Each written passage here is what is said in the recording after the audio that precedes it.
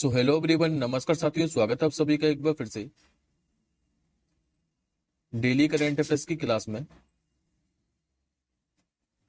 और आज है दोस्तों आप लोगों की 22 फरवरी। और आज हम सभी 22 फरवरी से बनने वाले जितने भी साथियों मोस्ट इंपॉर्टेंट करंट अफेयर्स के प्रश्न बने हैं, इन सभी प्रश्नों को हम इस क्लास के अंदर डिस्कस करेंगे।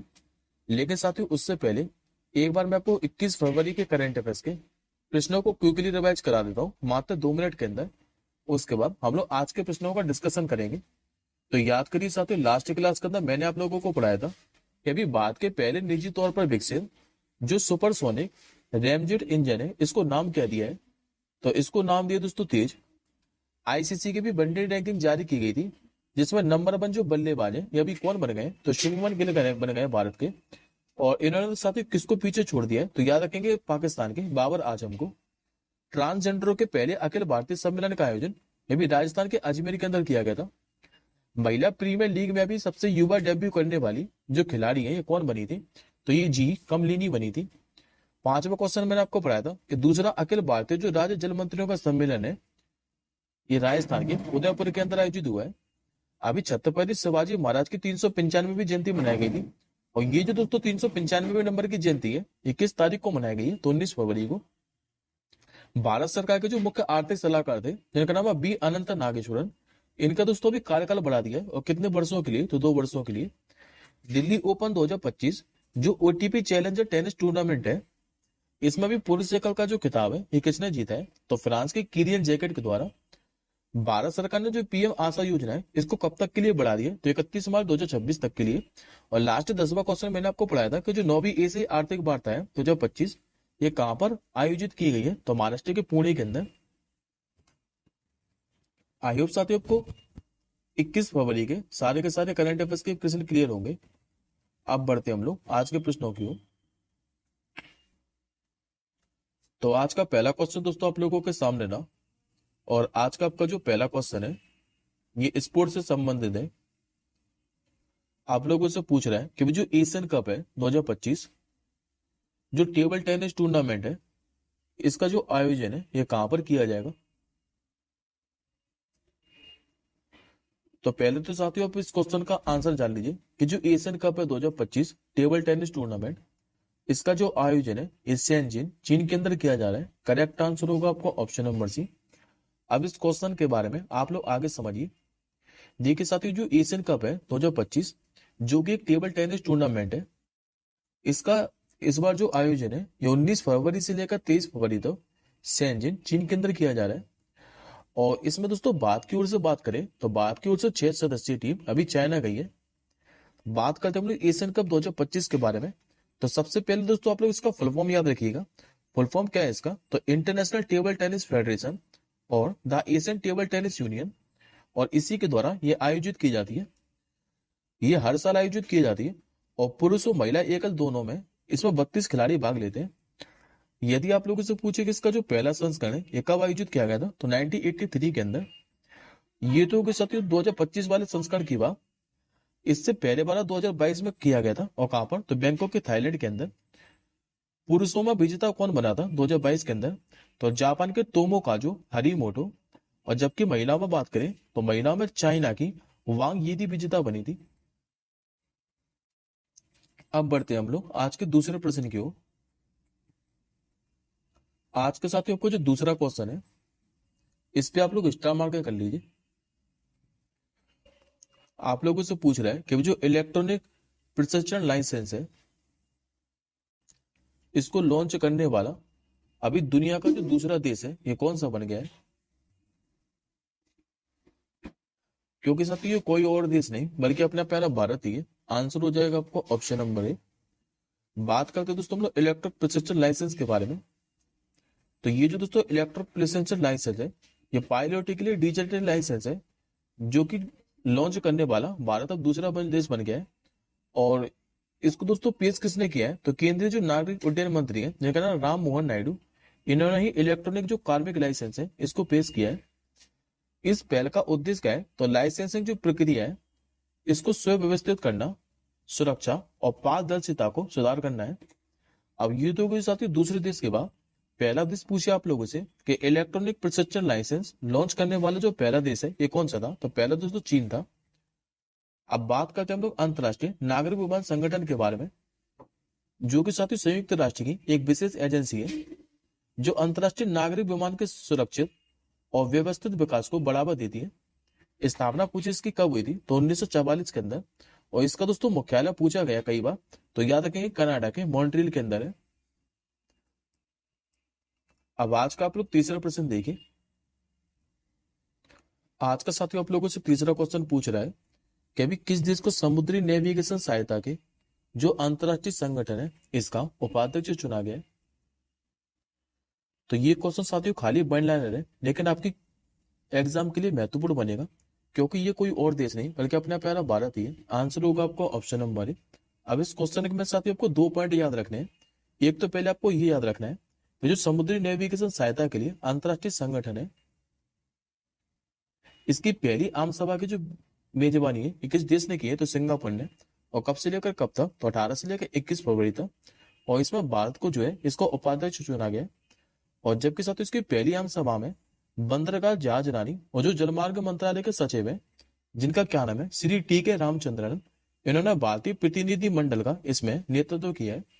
तो ये आपको इसमें खाली 2 पॉइंट याद रखने हैं। एक तो इसका आयोजन कहां पर किया गया था और उपाध्यक्ष किससे चुना गया।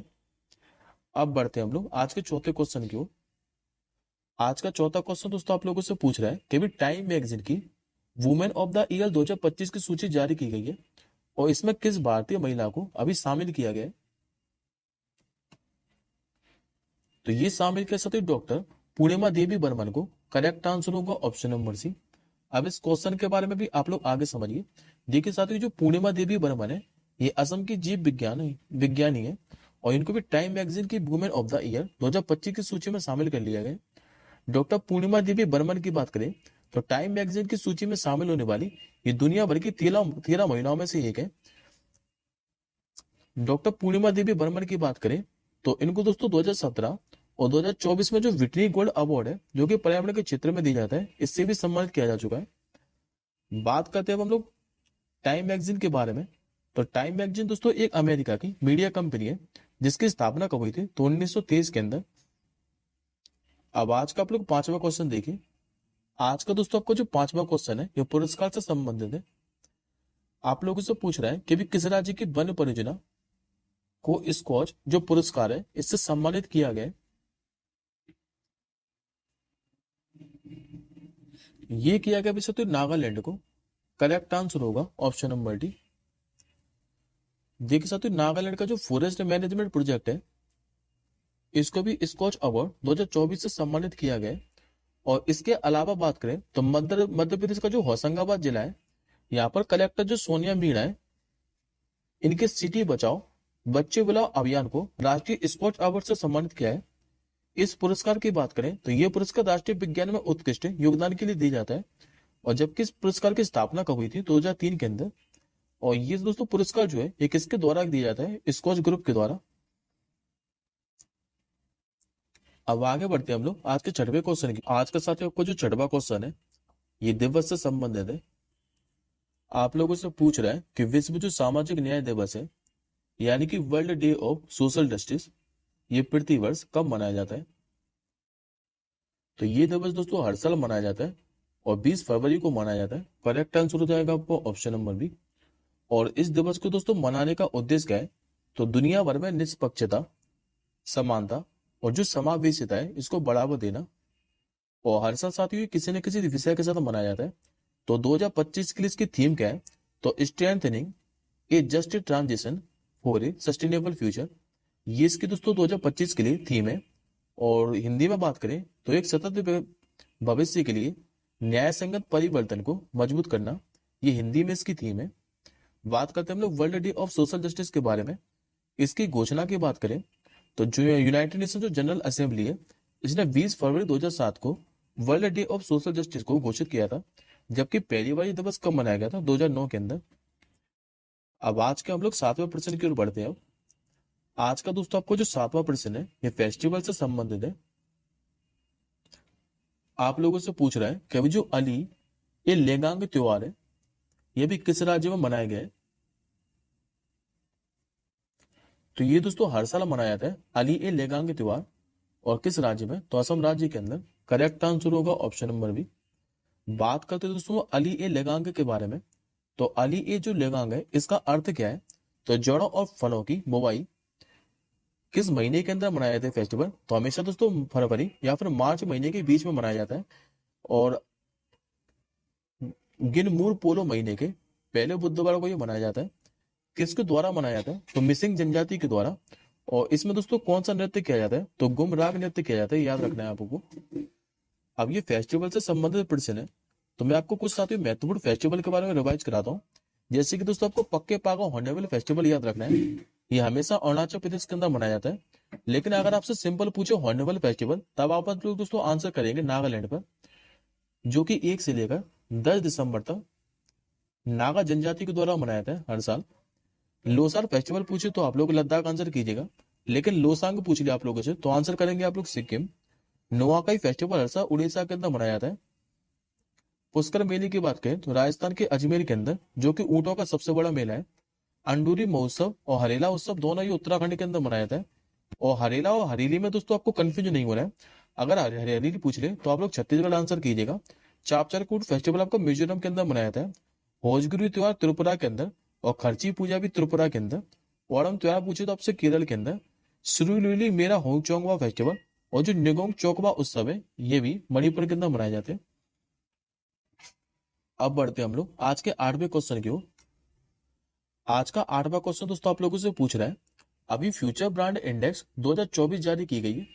और इसमें जो रिलायंस है इसने वैश्विक स्तर पर कौन सा स्थान हासिल किया है? तो अभी तो फ्यूचर ब्रांड इंडेक्स 2024 जारी की गई है। और इसमें जो रिलायंस इंडस्ट्री है इसने वैश्विक स्तर पर दूसरा स्थान हासिल किया है। करेक्ट आंसर होगा ऑप्शन नंबर बी। अब इस प्रश्न के बारे में आप लोग आगे समझिए। देखिए साथियों, जो फ्यूचर ब्रांड इंडेक्स है 2024, इसमें जो रिलायंस इंडस्ट्री है इसने ओवरऑल दूसरा स्थान प्राप्त किया है ग्लोबली। और रिलायंस ने दोस्तों किसके पीछे छोड़ दिया है? तो इसने एप्पल कंपनी को पीछे छोड़ दिया है। वहीं 2030 में बात करें तो रिलायंस इंडस्ट्री दोस्तों 13वें स्थान पर थी। और इस साल ये 11 पायदान की छलांग लगाकर नंबर 2 पे पहुंच गई है। फ्यूचर ब्रांड इंडेक्स की बात करें तो फ्यूचर ब्रांड जो इंडेक्स है ये फ्यूचर ब्रांड द्वारा हर साल जारी की जाती है। और ये एक अमेरिकी वैश्विक ब्रांड आधारित रणनीति और डिजाइन कंपनी है। बात करते हैं हम लोग future brand index top 3 position के बारे में। तो पहले स्थान पर दोस्तों साउथ कोरिया की जो सैमसंग कंपनी है ये। दूसरे स्थान पर अब आ चुकी है रिलायंस इंडस्ट्री भारत की। और तीसरे स्थान पर कौन सी कंपनी पहुंच चुकी है? तो एप्पल की पहुंच गई है, जो कि यूएसए की है। अब आज का आप लोग 9वां प्रश्न देखिए।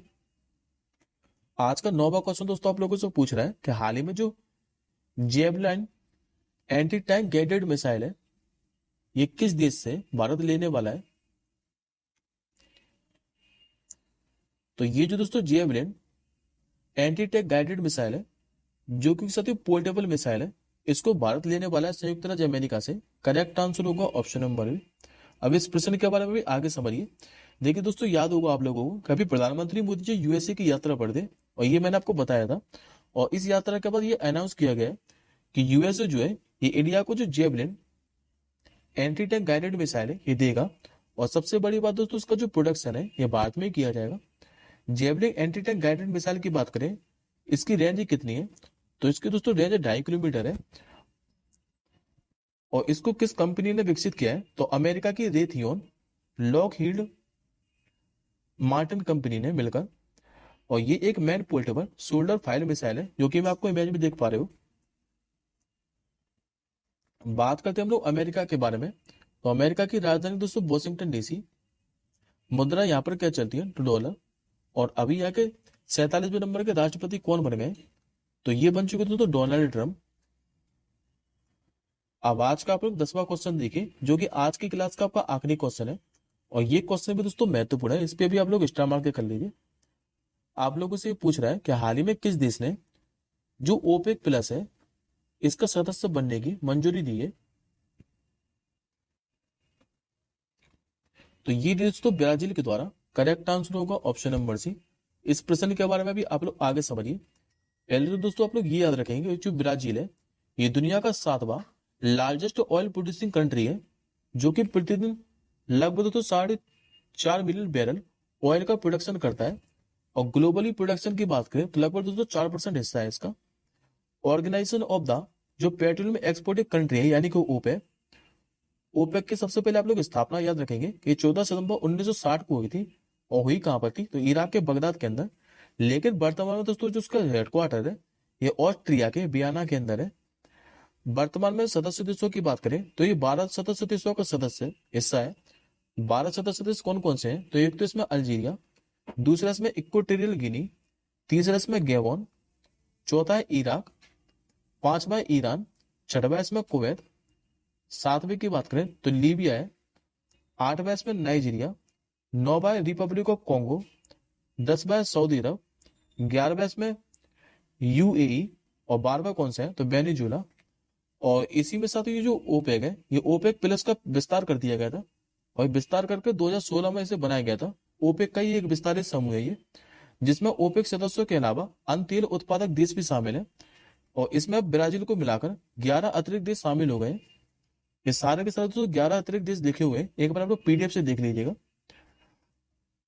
अब ये दोस्तों आज का आपका क्वेश्चन ऑफ द डे है और इस प्रश्न का आंसर मुझे आप लोग कमेंट बॉक्स के अंदर बताएंगे कि जो अंतरराष्ट्रीय सरस्वती महोत्सव है 2025 ये भी कहां पर शुरू किया गया था। इस क्वेश्चन का आंसर मुझे आप लोग कमेंट बॉक्स के अंदर बताइएगा। अब हम जल्दी मिलेंगे अगली क्लास के साथ ही, तब तक के लिए जय हिंद, वंदे मातरम।